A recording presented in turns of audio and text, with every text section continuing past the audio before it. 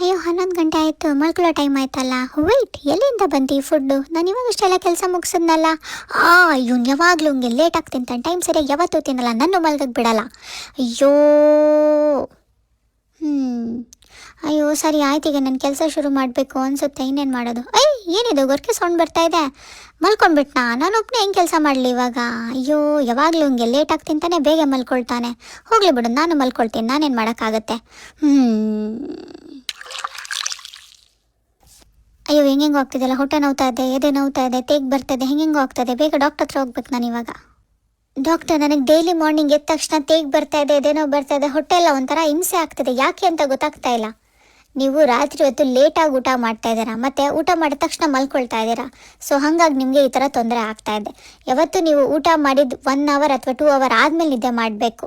So ಆದಷ್ಟು ಲೇಟಾಗಿ ಊಟ ಮಾಡೋದನ್ನು ಅವಾಯ್ಡ್ ಮಾಡಬೇಕು, ಗೊತ್ತಾಯ್ತಾ?